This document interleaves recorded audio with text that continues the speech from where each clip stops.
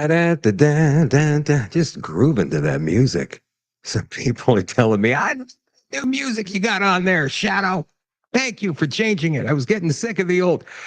Hello, everybody. Welcome to Shadow at Night for Tuesday, October the 8th, 2024.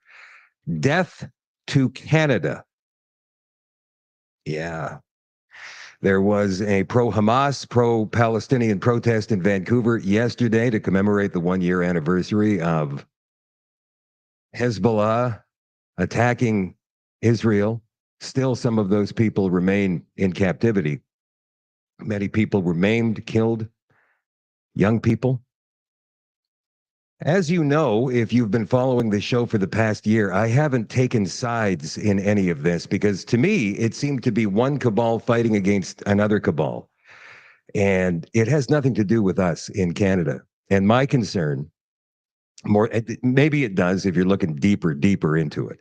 But my concern is this has no place in the streets of our country. Towns, cities, it doesn't matter. It does not belong in this country. Pierre Poilievre gave a fantastic address last night alongside Justin Trudeau. They weren't sharing the same stage at the same time, but they were sharing the same stage. And we'll show you some video of that in just a couple of minutes. And we also have video to play for you from that Vancouver protest from yesterday, burning the Canadian flag, chanting death to Canada. Is it against the law? I'm sure there's a few things they could be slapped with. And remember who these kids are. Yeah, some of them are foreign students who are here to study, they claim. But others are middle-class Canadian white kids who have been indoctrinated in universities and have nothing better to do. Maybe, just maybe, their parents have taught them this stuff as well. We do have a lot of radical left-wing nut jobs in this country, after all. Not as many as we used to, but we still have a few.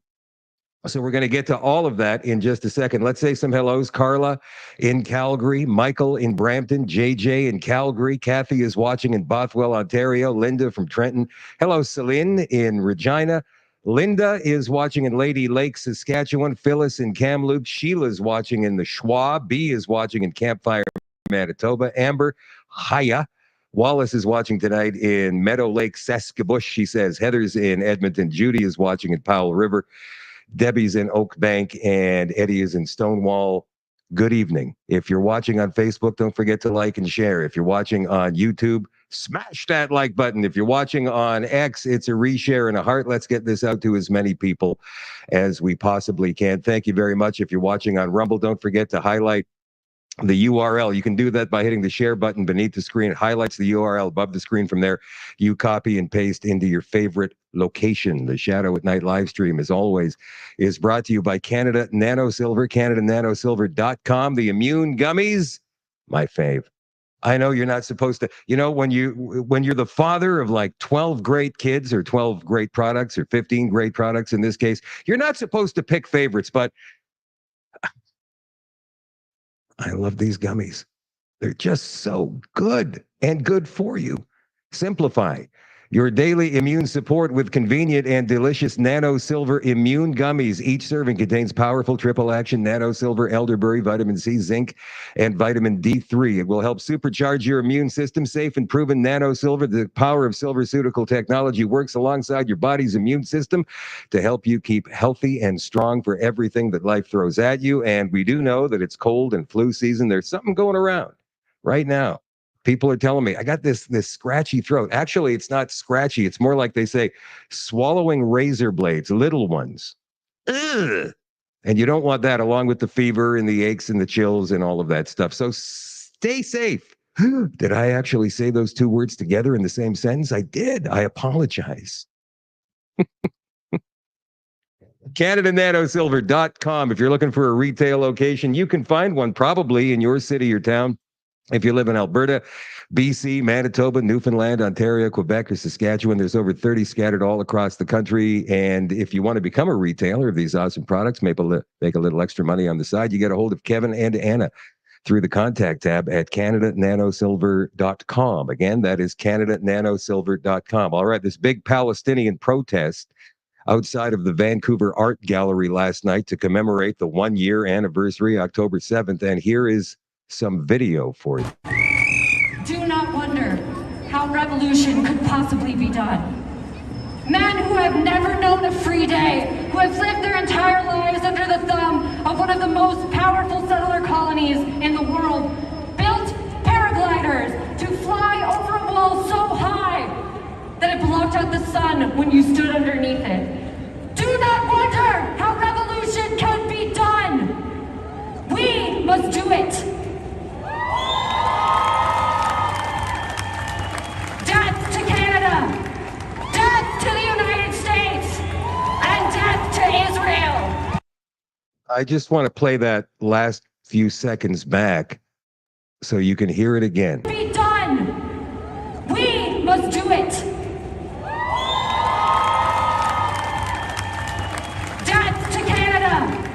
Death to the United States. And death to Israel.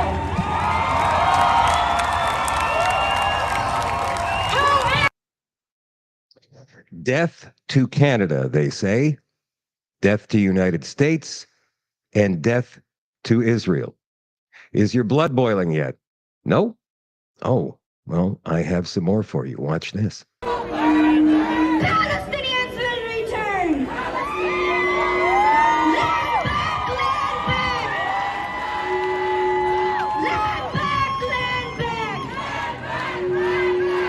back! Israel burn, burn! Palestinians will return! Israel is a terrorist state!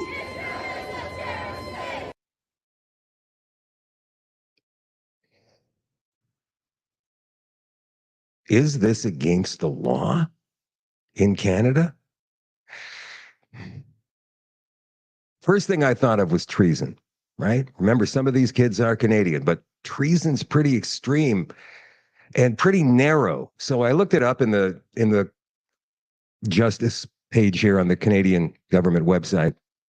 Everyone who commits treason in Canada, A, uses force or violence for the purpose of overthrowing the government of Canada or a province. Well, no, I would say they don't meet that.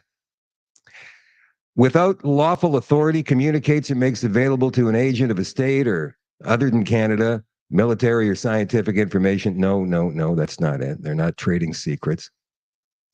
Conspires with any person to commit high treason or to do anything mentioned in paragraph A. No. Forms an intention to do anything that is high treason or that's mentioned in paragraph A and manifests that intention by an overt act. This doesn't quite meet that. Conspires with any person to do anything mentioned in paragraph B or forms an intention to do anything mentioned in paragraph B and manifests that intention by an overt act. Once again, they don't meet this criteria. So let's look at something else here. Public incitement of hatred. As much as I don't really agree with these kinds of things because they can be very ambiguous and it's subjective and not objective, I'd say that they probably meet this criteria. Everyone who, by communicating statements in a public place, incites hatred against an identifiable group where such incitement is likely to lead to a breach of the peace is guilty of an indictable offense and is liable to imprisonment for a term not exceeding 2 years or an offense punishable on summary conviction. So have they incited anybody to do anything? No, they haven't. Willful promotion of hatred, slightly different. Everyone who, by communicating statements other than in private conversation, so they're obviously on a megaphone, bullhorn, talking to a crowd, willfully promotes hatred against an identifiable group is guilty of, and by the way, the identifiable group here is Canadians. Canadians. All 41.5 million of us now. An indictable offense and is liable to imprisonment for a term not exceeding 2 years, an offense punishable on summary conviction. And this is willful promotion of anti-Semitism as well. So you can throw that in also. So yeah, they're breaking the law. Definitely. Will the police arrest them? Probably not, because the government doesn't want them to. We're going to get into that in just a second. This is a CBC story, and it's kind of funny when we get a little bit further down. We're going to show you a video of this in just a second. Poilievre blames liberals for rising anti-Semitism in remarks at October 7th commemoration ceremony. Both Poilievre and Trudeau spoke at an event marking the one-year anniversary of the Hamas attack. Justin Trudeau and Pierre Poilievre marked the anniversary of the attack yesterday by speaking against rising anti-Semitism in Canada during a ceremony in Ottawa last night. But while Trudeau spoke about, by the way, Poilievre went first, so Trudeau had to sit and listen to what Poilievre had to say. We're going to play you parts of that in just a second. You're going to laugh. But while Trudeau spoke about the need to fight rising anti-Semitism in general, Poilievre largely offered a pointed criticism of the Liberal government. This ideology that seeks to divide out people based on race and ethnicity that has led to these horrifying outbursts of hatred are not from the bottom up. They are from the top down. By the way, apparently, according to this article, Poilievre got more applause than Trudeau did. So here is part of Poilievre's speech from last night. But wait, this is not the first war that Israel has had to fight.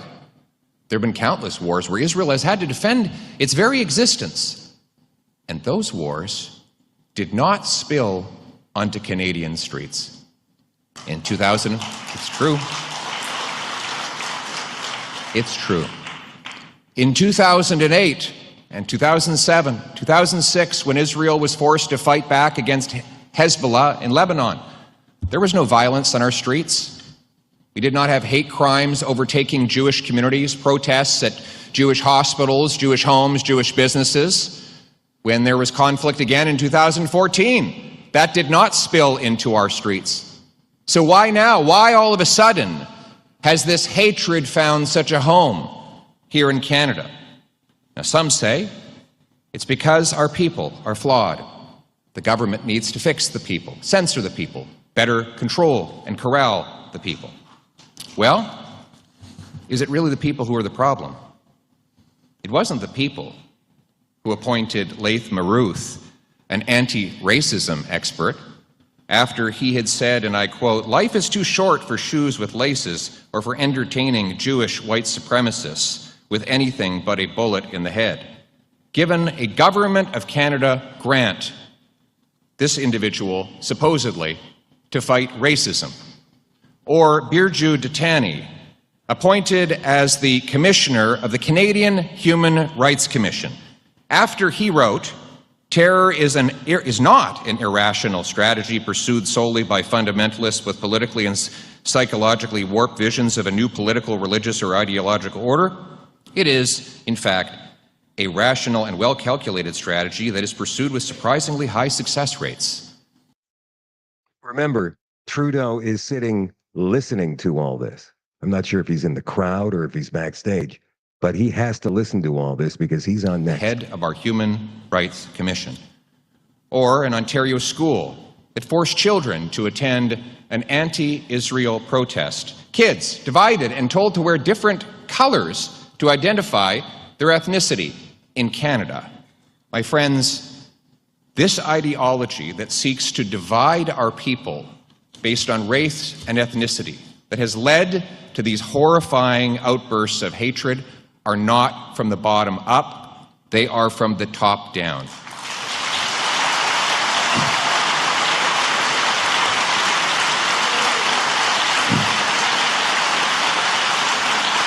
Okay, so Poilievre went ahead and said something in the House of Commons today that got him kicked out, or was it yesterday he said it and he got kicked out today, or was prevented from asking any questions? Either way, he was banned from speaking in the House of Commons today. So instead, he held a press conference outside the House of Commons, and the reporters were rather rabid. Here's a part of that. Until this current debate is dispensed with. So why not just agree to send it to the committee like the Speaker has suggested? The RCMP says it already has some of these documents. Why continue to buy the government more time with keeping the House of Commons in stasis? You can't bring up your confidence motions. It's been months now since the Auditor General revealed a $400 million spending scandal involving 186 incidences of conflict of interest where Liberal appointees gave tax dollars to their own companies. $400 million is a lot of money for the single moms who can't afford groceries, for the seniors who can't afford rent. We're not just going to let $400 million of corruption be swept under the rug so Justin Trudeau can get on with his day. So we say, let's end this now. Let's get Parliament back to work by handing over the documents to the police so we can bring home accountability. Thank you.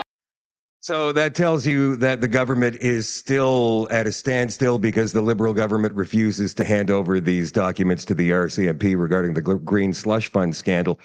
Chrystia Freeland held a press conference today, was asked point blank if the government is planning to prorogue Parliament later on this month, and she said no very quickly. She didn't skirt around the issue at all. She didn't try and speak in word salad. She simply said no. The reason that Poilievre got kicked out of Parliament is because he used unparliamentary language in regards to our Minister of Foreign Affairs, Melanie Joly, by suggesting that she has got some kind of backdoor campaign to take over the leadership of the Liberal Party when Justin Trudeau steps down. I guess you're not supposed to say that stuff, even if it's true, in the House of Commons because it's unparliamentary. He refused to take those remarks back, and so the Speaker of the House kicked him out. Here is the exchange, and this one will truly make your blood boil. The exchange in the media between Poilievre and Melanie Joly. Watch this. The genocidal comments that have been made by these radical mobs, and I said, would you just condemn it? From the river to the sea, she wouldn't condemn that. Israel will soon be gone. She wouldn't condemn that. There's only one solution, intifada, revolution. She wouldn't condemn that. She wouldn't even affirm Israel's right to retaliate against other countries attacking it. She should apologize. We'll continue to denounce any form of anti-Semitism that is happening on our streets, in our schools, against hospitals, synagogues, etc. What we saw yesterday was the height of hypocrisy. While he's saying that he's fighting anti-Semitism, he never condemned those who were waving a Nazi flag during the Freedom Convoy on this Parliament Hill. Why didn't he?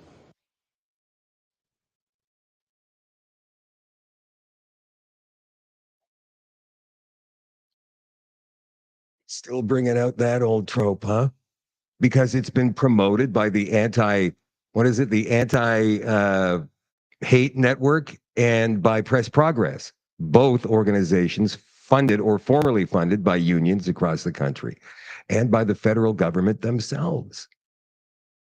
It's absolutely astounding that 2 years later, she's still bringing this up when we all know the truth. We all know what that was.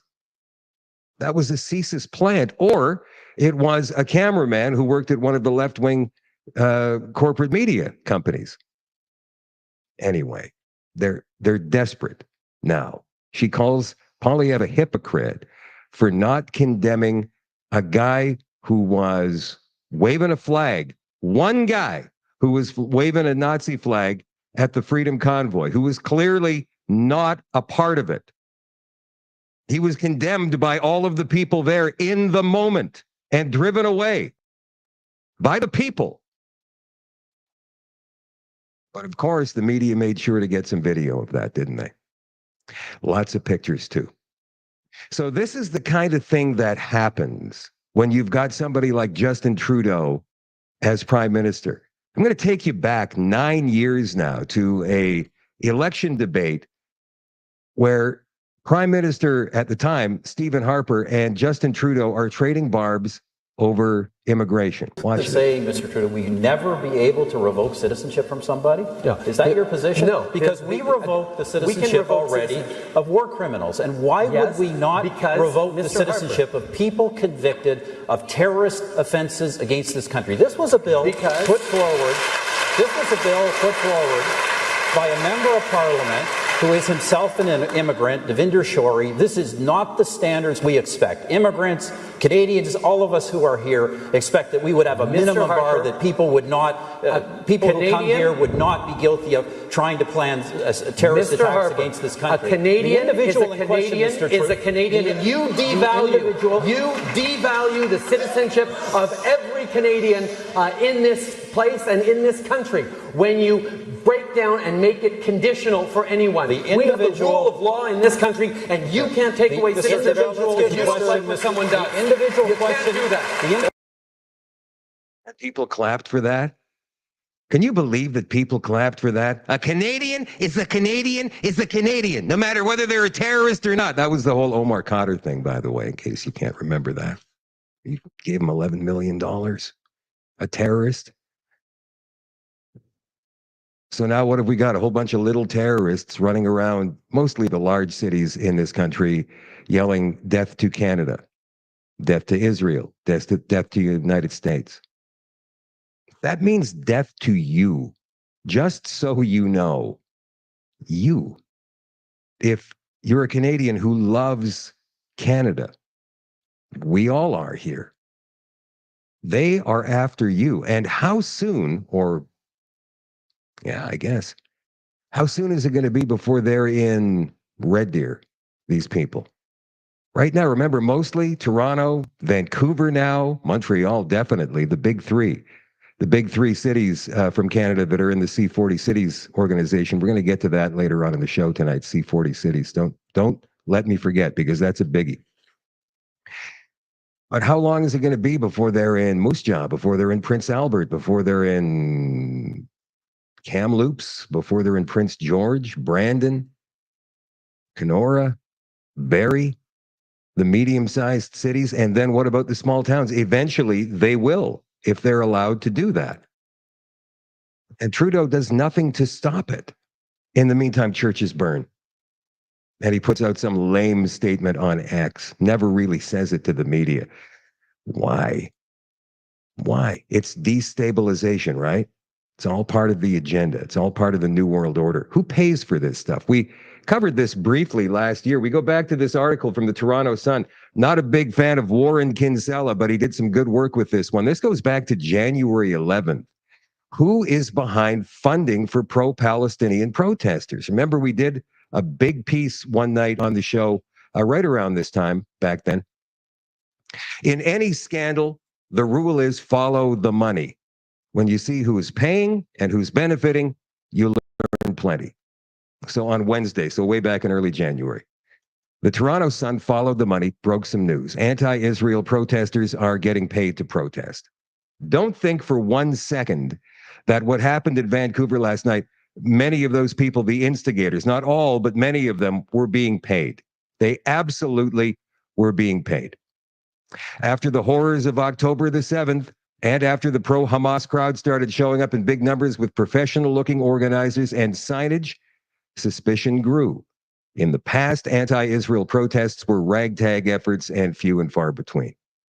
The post-October 7th protests were anything but. They were big, they were noisy. They were causing chaos from the island of Manhattan to the island of Vancouver. They looked like the sort of rallies that professional political parties put together. Did that many people really hate the Jewish state? No, because if you're getting paid to be there, effectively just an actor, then you're just playing a role, which suggests that the anti-Israel protests are as phony as a $3 bill. A recap of the Toronto Sun scoop. A Victoria, BC group called the Plenty Collective has been distributing thousands of dollars to individuals and groups to show up at anti-Israel rallies. The collective was dispersing as much as $20,000 a month going back months. The Plenty Collective gave priority to Indigenous people and people of color to project the false media notion that Israel was all white and opposed by a diverse group. Their managers would show up at anti-Israel rallies with vans stocked with professionally rendered signs, banners, flags, and the organizers would wear uniforms and provide food and drink to the people they hired to be there. The scam wasn't just happening in faraway Victoria. It's been happening across the continent as well. There you go. There's a sign. Emergency funds for Fauda, Palestinian anarchists. Antifa. In December, Montreal pro-Israel activist Beryl Washman told the Toronto Sun that police sources firmly believe that protesters in that city were also being paid. Organizers had divided the city up into sections, he said, with paid ward captains able to quickly put together noisy anti-Israel street demonstrations.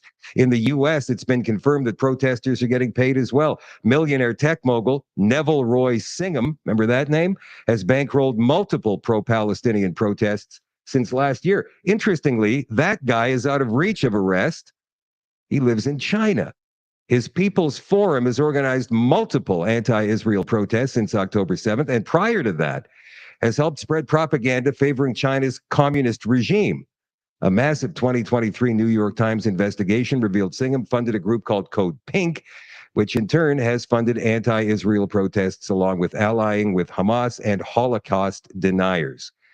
Victoria area councillor Ian Ward, who has led an effort to expose the anti-Israel efforts of the Plenty Collective and its fellow travelers, say it's critical that people know the truth about the ostensibly pro-Palestine protests. These organizations are paying people to be the face of their movement, Ward says.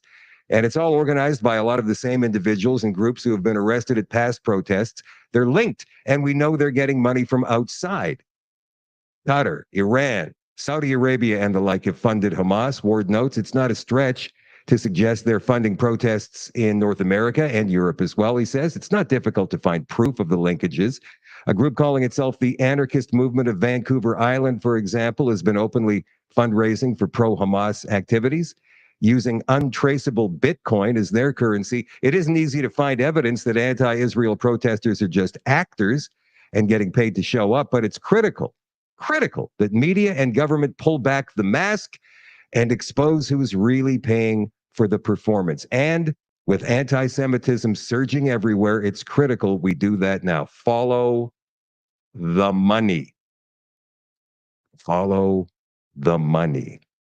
As far as Poilievre getting, let's call it temporarily censured in the House of Commons, the Conservatives now want the Speaker, Greg Fergus, fired after that censure.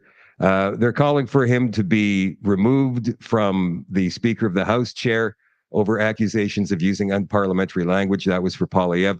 Fergus ruled that Poilievre could not speak in the House of Commons for the remainder of today after he refused to withdraw comments that Foreign Affairs Minister Melanie Joly continues to pander to Hamas. She does, but you can't say that in the House of Commons, I guess.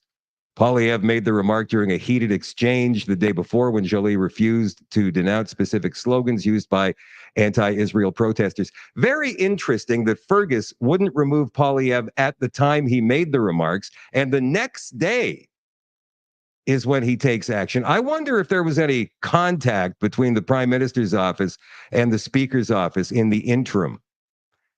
Fergus initially asked Poilievre to withdraw the allegation, saying that accusations of pandering had already been determined to be unparliamentary. He also noted in his ruling that the incident marked the third time that Poilievre had used unparliamentary language during question period. Blah, blah, blah, blah, blah. Change of subject right now.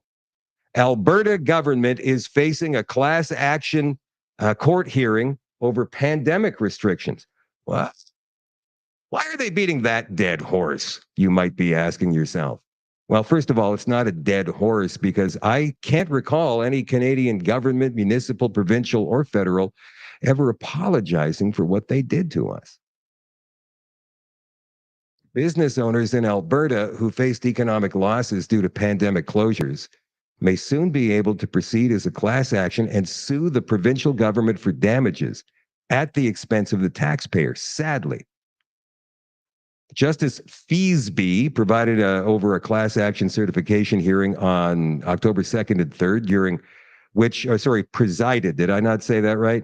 I may have said that wrong. Anyway, he presided over this hearing on October 2nd and 3rd, during which the court reviewed whether business owners from across Alberta who were restricted by public health orders during the pandemic response should be able to sue the Alberta government as a collective. The suit was initially filed by Rath and Company in February. The lawsuit is spearheaded by two primary plaintiffs, Rebecca Ingram, a gym owner, and our friend Chris Scott, owner of the Whistle Stop Cafe. Both allege their businesses suffered substantial losses due to public health orders issued by Alberta's former chief medical officer of health, Dina Hinshaw. Ugh, didn't think I'd ever have to say that name again, but there it is. During the pandemic, before being removed from her role by Danielle Smith 2 years ago. Despite initially questioning the suitability of Ingram as a lead plaintiff, the Alberta government later conceded that Ingram could serve as a representative plaintiff. However, the government's legal team was more critical of Scott's suitability because he got donations and whatnot through the entire period. If certified, business owners who operated in Alberta between 2020 and 2022 and were impacted by the public health orders may be eligible to join the class action lawsuit. Rath and Company, the law firm representing the plaintiff, said that the legal foundation for the case is derived from the Ingram decision, which determined the rules were outside the law regarding the Public Health Act. This is actually pretty good news and sad news at the same time for the taxpayer of Alberta, because they're the ones who are going to be footing the bill. But at the same time, we do want to see justice served. Here is Franco Terrazzano. He is the spokesperson and director of the Canadian Taxpayers Federation, and he has news of a new possible lawsuit. Listen to this. Your premier must take Trudeau's carbon tax to court. Here's why. New Brunswick Premier Blaine Higgs is launching a legal challenge against the carbon tax. The carbon tax carve-out violates the Supreme Court's ruling, and the carbon tax makes gas, groceries, and essential services more expensive, according to New Brunswick's Progressive Conservative Party. Last year, Trudeau removed the carbon tax from furnace oil for 3 years. The problem? That carve-out predominantly benefits Atlantic Canadians, but 97% of Canadian families use natural gas and other forms of energy to heat their homes. So you're not getting any relief. You're paying hundreds of dollars more on your heating bill because of the carbon tax. So with that carve-out, Trudeau admitted that the carbon tax makes your life more expensive. Trudeau admitted the carbon tax is not about saving the planet, it's about politics. And Trudeau is leaving 97% of Canadian families out in the cold paying the carbon tax. Trudeau is also blowing a hole through constitutional accountability with his unequal application of the carbon tax. When the Supreme Court okayed the carbon tax, it's because the federal government argued that they were fighting a national problem that required a national solution. But last year, Trudeau canceled the carbon tax on furnace oil, a fuel that is predominantly used in Nova Scotia and Prince Edward Island. So Trudeau torpedoed his own argument for a national policy with a carve-out that benefits some parts of the country way more than other parts of the country. So you need your premier to take the carbon tax to court. And here's how you can join the fight. Number one, go to taxpayer.com, sign the petition, scrap the carbon tax, and join the taxpayer army. Number two, email your premier, tell them to follow Higgs's lead and take Trudeau's carbon tax to court. Well, that probably won't work in Manitoba because you've got a leftist Marxist premier, but it might work in Saskatchewan or Alberta, possibly soon in British Columbia. You guys could have a brand new conservative government in power there before too long. It could work in Ontario, Quebec. It definitely, I mean, Blaine Higgs is New Brunswick. It might work there. Nova Scotia, maybe. PEI, probably not. And probably not in Newfoundland either because of the governments that they have there. But think about this. Justin Trudeau imposes a national carbon tax on the second largest landmass in the world, where each region of this country has different needs and different incomes. There's so much different about Prince Edward Island versus Saskatchewan or British Columbia versus Ontario. And, you know, just in the way people live. But everybody needs to pay the same carbon tax. Oh, don't worry, you're going to get your rebate. It's no big deal. It's not going to cover the complete cost of what we take from you, but we do get to build a whole new bureaucracy and hire many more federal employees who will be loyal to us because they want to keep their jobs, so you know they'll vote for us in the next election. That's exactly what they do, by the way. And that's all this carbon tax has ever been. Making government bigger and doing a big, huge virtue signal, period. However, Stephen Guilbeault made a tweet the other day, maybe yesterday actually, got ratioed so hard it had to do with this new hurricane that's approaching the United States, and already some hucksters down there trying to make extra money off it. Here's the story from CBS News. Florida officials crack down on price gouging as Hurricane Milton approaches. Oof. Hurricane Milton. This one's supposed to be bad because it's a combination of 3 different storms that are really brewing right now in the Atlantic. But then again, it is hurricane season and people should be prepared. It's not the first time this has ever happened. As Florida braces, not that I'm insensitive to it, don't get me wrong. As Florida braces for the impact of Hurricane Milton, Florida Attorney General Ashley Moody is extending the state's price gouging hotline to protect residents in areas under emergency declarations. The extension follows Governor Ron DeSantis' state of emergency order covering regions already hit by Hurricane Helene, as well as those preparing for Milton's potentially severe landfall. Price gouging laws are in effect statewide, prohibiting steep price hikes on essential goods like food, gas, water, hotel rooms. Violators face penalties up to $1,000 per infraction and up to $25,000 for multiple violations within 24 hours. And the reason for this is because we'd already seen hotel rooms going from $95 a night to $700 a night as of yesterday. So DeSantis had to do something, and he did. This is what I was talking about regarding Stephen Guilbeault, our criminal minister of the environment and climate change.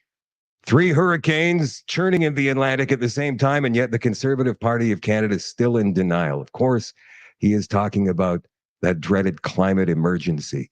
How many more wake-up calls do we need before they support taking action to fight climate change?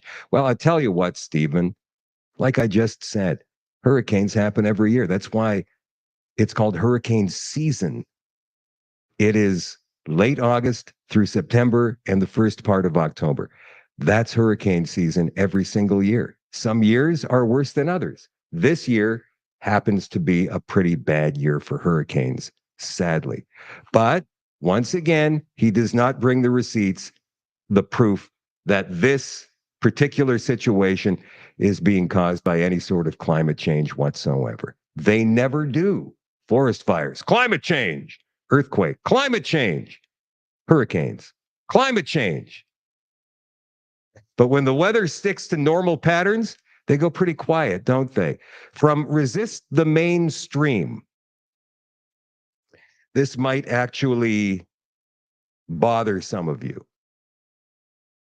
So I'm going to give you a little bit of a squeamishness warning here. I'm going to play a video of a man who looks to be carving up some kind of an animal. It's grainy, and there isn't a lot of sound in it. I think it's about a 90-second video, and the sound only kicks in 30 seconds left in the video. So anyway, the headline, as you can see, Haitian pet eating allegations explode again after video of man chopping up animal surfaces. So let's go through this here. Stories, how is it red bar? I mean, seriously? After speculation, got it, of Haitian immigrants killing and eating pets and wildlife in Springfield, Ohio, a new video has emerged on social media allegedly showing the rumors are true. All right. In a disturbing video shared by Tenet Media's Taylor Hansen early this morning, a man who appears to be Haitian, again, he's black. I mean, he could be Haitian. You can't say appears to be Haitian. How can you say that? Can be seen cutting what appears to be a deceased animal up with a machete. Oh, maybe that's.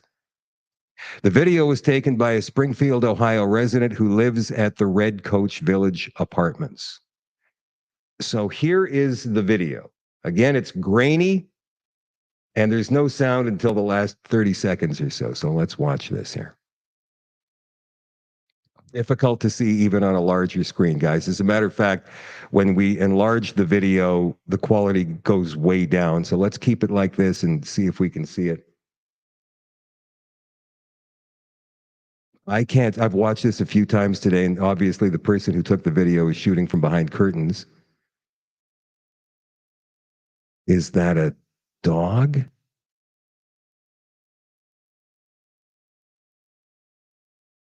It's difficult to tell what that is. And by the way, when the sound does kick in, it's not any kind of revelatory thing. It's just Nobody gasping or anything. It's just the sound of general things happening.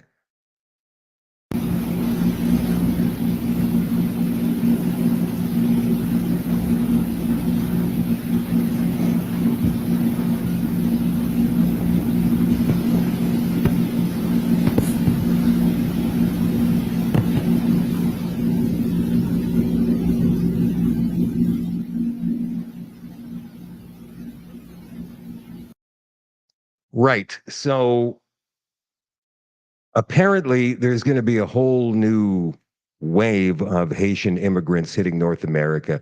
They may hit the United States, but I don't think there's time for that. Donald Trump is not going to allow any more Haitian immigrants. As a matter of fact, we played video of him saying last night that he's going to send them back. He's going to send them back to their own country, amongst others, not just Haitians.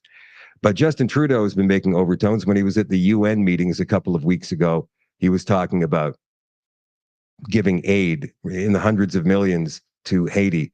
He didn't specifically talk about bringing in Haitian migrants to Canada, but you can bet that he's thinking about it. So he's going to try and do as much damage as he can on the way down, because he hasn't, I believe, he hasn't quite fulfilled his WEF agenda yet. He's probably got Uncle Klaus whispering in his ear all the time, Justin, you need to do this. You've got to get this done. You've got to stay in power. I mean, I have never seen, and I think I said this the other night, but I'll say it again. I have never seen a government so completely in disarray, still doing their best to cling to power like nobody's business. They've seen the polls for the past 2 years. The past 2 years, the Conservatives took the lead about 2 years ago, and it started to widen in the summer of 2023 to the point where it got to 15, 16 points, and it's been widening ever since. So they don't have the moral authority any longer to be governing in this country if they're down consistently in every poll, not just from one pollster, like not some random pollster, like let's say Angus Reid or Main Street or somebody. This is all of the pollsters who have been polling Canadian politics for the past 2 years saying the Conservatives are at least 20 points ahead, maybe more. And now we're seeing the Liberals slipping to third place. They should be demoralized. They should be ready to just go, all right, well, let's just get it over with then. Let's start rebuilding this party and planning for the future. That's what you'd think they'd be saying, but they will not give up their grip on power. Why not? Because they still have work to do. And it's not their work. It's the work of the World Economic Forum. It's the work of the United Nations. He still needs to get more things passed. But the Conservatives, I do have to say, are doing a very good job of jamming him up, even in the face of the media, as you saw from that press conference that Pierre Poilievre had earlier. But what about the C40 cities? What part do they play in all this? People have been asking me to talk a little bit more about this. And I haven't, because I've talked about the Millennium Initiative, I think it's called, where they want to increase the population of Canada to 100 million by the year 2100, bring in migrants from all over the world, which will completely and totally upend the culture of this country, such as it is already. And we're starting to see that, and the people are finally standing up and pushing back about it. But still, there are too many people out there, you guys, far too many people who feel bad about saying anything regarding immigration at all publicly. And there's an easy way to avoid that. And the easy way is, hey, look, I'm all for legal immigration and at acceptable levels, but I am not all about people just pouring in unchecked over our borders and watching the crime explode. I am totally not down with that. And that's a great way to go ahead and say, I'm not racist. I'm not a bigot. Now, you know what the left is going to say. Racist. And they won't let you talk because they need to control the message. That is their cultural Marxism. That's what they're doing. They do it in person. They do it at city and town hall meetings. They do it at school board meetings. And of course, they do it online. Anyway, C40 Cities. This is another organization that is dedicated to a one world government and a clean planet. Because you know about that climate emergency. It's going to kill us all if we don't do something soon. about C40? Well, they say learn about C40's mission, guiding principles, the action we're taking to create a sustainable future for everyone, everywhere. Sustainable future, sustainable diversity, equity, inclusion. Yeah. It's a global network of nearly 100 mayors of the world's leading cities that are united in action to confront the climate crisis. Mayors of C40 cities are committed to using an inclusive, science-based, doubt it, and collaborative approach to cut their fair share of emissions in half by 2030. Help the world limit global heating to 1.5 degrees Celsius and build healthy, equitable, there's that word again, and resilient communities. C40 supports mayors to do this by raising climate ambition through 1.5 degrees Celsius climate action plan, support high impact accelerators and fostering innovation, building equitable, again with that word, and thriving communities via global and regional programs, building a global movement through robust international advocacy and diplomacy, scaling up climate action and sharing best practices across high impact sectors. All sounds great, doesn't it? Facilitating access to finance for investment. Oh, it's about the money. Facilitating access to finance for investment in green jobs and projects that improve resilience in cities. How do they become members so they can start earning money? Sounds like a great big Ponzi scheme if you ask me. Well, cities in the C40 network earn their membership through action. So if they want to get access to the funding, they got to start doing what the C40 people demand they do, right? Our leadership standards set the minimum requirements for all member cities and safeguard the integrity of C40 as a network of climate leaders. Membership operates on performance-based requirements. So if you perform to here, you only get access to this much financing. But if you perform to here, well, we're going to throw billions more at you. Billions, I say, billions, so you can transform your city the way we think you should. It doesn't operate on fees. It operates on performance-based requirements, and every city in the C40 network is reviewed annually against the leadership standards. What are they? Well, here's the standards that were adopted in the last 3 years. Got to have a plan. What have we been talking about relentlessly for the past few months? Smart cities, healthy cities, whatever you want to call them, 15-minute cities. And they got to have a plan. City has adopted a resilient and inclusive climate action plan aligned with the 1.5 degrees Celsius ambition of the Paris Agreement and updates it regularly. You got to deliver. This year, in 2024, City remains on track to deliver its climate action plan, contributing to increased resilience, equitable outcomes, oh, there's that word again, and having C40's overall emissions by 2030. Mainstream. City uses the necessary financial, regulatory, and other tools at their disposal to address the climate crisis and mainstreams their equitable climate targets into the most impactful city decision-making processes. Innovate. City innovates and starts taking inclusive and resilient action to address emissions beyond the direct control of the city government. What does that mean? Let's go through that again.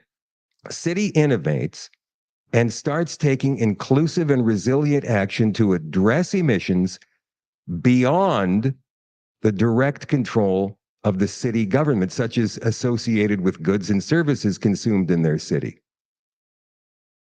So does that mean that the city is going to start putting huge surtaxes on things like meat? Lead, damn it. Mayor and the city demonstrate global climate leadership and inspire others to act in support of the Paris Agreement. C40 mayors have been at the forefront of climate leadership for over 15 years, driving the conversation around climate action and environmental justice to place these issues front and center in local policies and on the international agenda. Oh my goodness. Well, let's continue. A spotlight on consumption-based emissions. Consumption-based emissions. So again, there's that massive surtax on meat, right? More than 4 billion people. This is still with C40 now. This is from their website. You can see it yourself. Half of the world's population live in cities. These big, bustling economic hubs bring together people from all backgrounds to share ideas and work together to find ways to thrive. They're also the source of 2/3 of the greenhouse gas emissions in the world, which accelerate global heating. What would it take to improve goods and services in ways that help us keep global heating below 1.5 degrees Celsius and avoid even more debilitating storms? Of course, never any proof. Heat waves and droughts than we've seen lately. And how might those changes affect quality of life?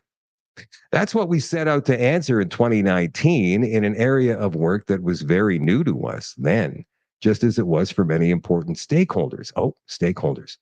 From governments to businesses and beyond.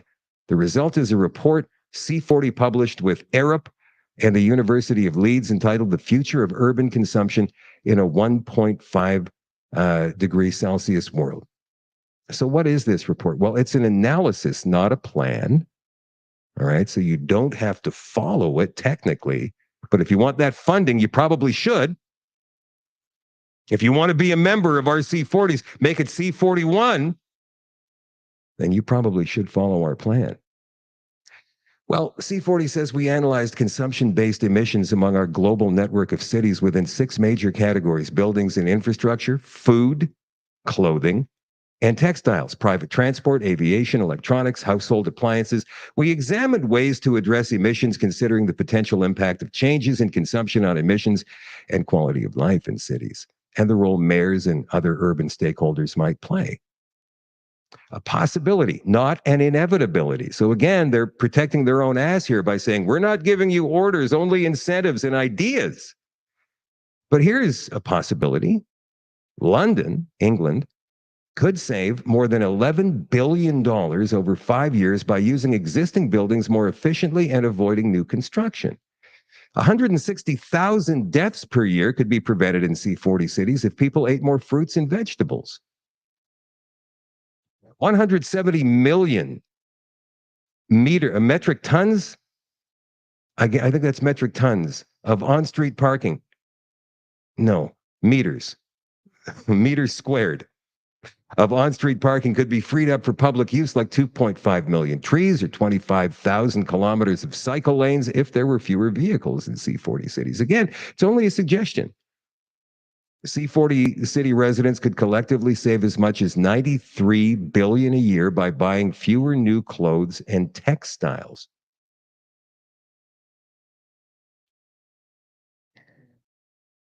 $70 million in damages from air pollution that impacts human health, buildings, infrastructure, and food production could be avoided by reducing flights and adopting sustainable aviation goals. It's an invitation, though, not a prescription. You don't have to take it.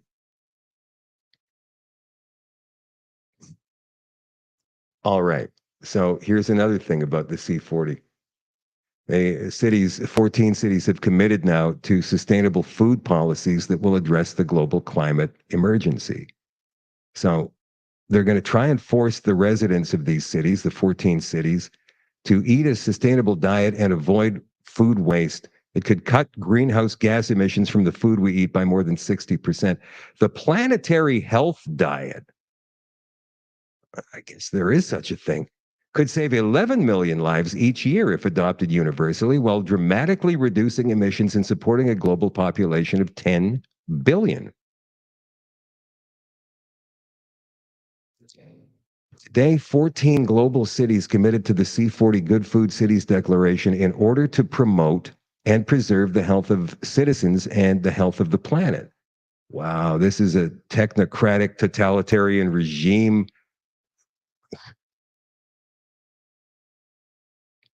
Mayors will work with their citizens to achieve a planetary health diet for all by 2030.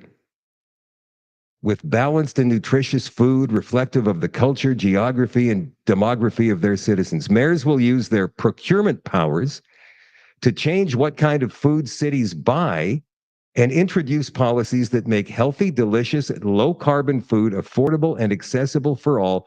They'll also reduce food loss and wasted food. So far, the cities on board: Barcelona, Copenhagen, Guadalajara, Lima, London. So don't think Mexico is exempt from all of this, you guys. They're not. A lot of people say, move to Mexico. No. Los Angeles, Milan, Oslo, Paris, Kazan City, Seoul, wow, Stockholm, Tokyo, and Toronto. The pledge was made at the C40 World Mayors Summit in Copenhagen 5 years ago.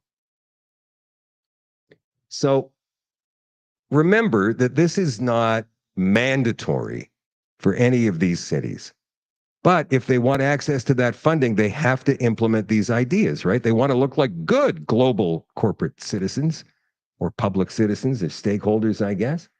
And so we go to the left-wing corporate media for a fact check. No, these cities don't want to ban meat. Don't be ridiculous. This is just a bunch of claptrap. Reports circulating on social media claim that some cities plan to fight climate change by enforcing radical controls on consumption, like banning meat. DW sets the record straight. So I just read to you guys, even though it's not mandatory, told you the incentives involved. I just read to you guys literature direct from the C40 Cities website, directly from their website. And now these guys are going to fact check that. 100 cities want to ban meat, dairy products, and private cars by 2030, reads the headline on the German blog TKP. Meanwhile, Report24.news says that more than 1,000 cities want to enforce these bans. Okay, well, maybe that's going overboard. Similar claims, including German cities like Frankfurt or Berlin, have been circulating on social networks like TikTok and blah, blah, blah, blah, blah. So they're suggesting there's a lot of misinformation and disinformation out there about what these C40 cities want to do. But remember, you got to read between the lines on these things. Now that we know how to do that, it makes things a lot easier, doesn't it? So these guys going to continue their fact check. The alleged plans are circulating beyond German-speaking countries like the States, as well with Houston, San Francisco, and Chicago among the 14 U.S. cities that have been named. Yeah, they're C40 cities. Similar narratives can also be found in Spanish. What most have in common is the claim that cities around the world allegedly want to enforce the following measures by 2030. That's the year C40 says, in the interest of climate protection. Banning the consumption of meat and dairy products, disallowing private car ownership, a limit of 3 new items of clothing per person each year, a limit of 1 short-haul flight every 3 years for each person. Now, these figures have never been verified, but C40 suggests these ideas as a great way to keep the temperature from rising over 1.5 degrees centigrade. And of course, as a member city of C40, you definitely want to follow that plan so you can get access to funding. I'm not sure how C40 is going to give them access to funding unless C40 itself is run by George Soros, Larry Fink, people like that. So the DW fact check says, no, this is false. In short, ideas that were defined and theoretically calculated as in a scientific report as possible ways to reduce carbon dioxide emissions have been falsely framed on social media as binding targets to which various cities have committed themselves. DW asked the German cities mentioned in the articles for comment, and all have rejected the reports. So they're saying, no, it's not binding, but yet these cities remain members of C40. So if none of this is binding and it's all just a think tank, why is there such incentive to be a member of the C40 plan? Because they want it to happen, but they know they can't mandate it, at least not yet. But time grows short, my friends. 2025 is just around the corner. 2030 is just 5 years away, and that's their target date. It'll be interesting to see what happens. But in the meantime, we can't go around exaggerating stories as fact, but we also have to pay very close attention to what these organizations are trying to do to us here, right? And look what's going on around us now, even though they deny that anything is in fact going on. But we know the difference. By the way, the next meeting for the Winnipeg Metropolitan Board info meeting. The Winnipeg Plan 2050 meeting is going to be in Niverville at the Niverville Friendship Center this coming Saturday afternoon between 1 and 4. I know it's Thanksgiving long weekend, but try and make the time if you want to find out more about what exactly is going on with this nonsense in the Winnipeg Plan 2050, which, by the way, apparently is being reworked right now. And so they're going to miss their deadline of January 1st, 2025. Yahoo! Toyota, good news here, is going to scrap their DEI and pro-LGBT policies following social media expose. Toyota will no longer participate in the pro-LGBT human rights campaign's corporate equality index amid public pressure after anti-woke activist Robbie Starbuck revealed the company's left-wing policies. If you guys are watching on X and you don't follow Robbie Starbuck, you're missing out. The guy exposes, like, he's almost as good as what's his name, James O'Keefe. He's really good with this stuff. So follow Robbie Starbuck. Just days after Toyota ended its sponsorship of the Olympics, the Japanese car maker put a halt to supporting LGBT events and said it also planned to scrap diversity, equity, and inclusion policies. Yeah, freaking who? I know that's an older story, but I never reported on it before, so I'm reporting on it now. We are going to go into this. This was actually something that, oh, by the way, Howard Stern claims that he went to one of these Diddy parties. It was called a white party, and said that he never even saw Diddy at the white party. So here they're all wearing white. He says, I just peed in the bushes with my lovely wife, Beth. And yet there they all are together. Never saw Diddy at the party. I just peed in the bushes. Well, how do you explain this picture, Howard? I think Howard Stern is one of them, my friends. I think Howard Stern is one of them.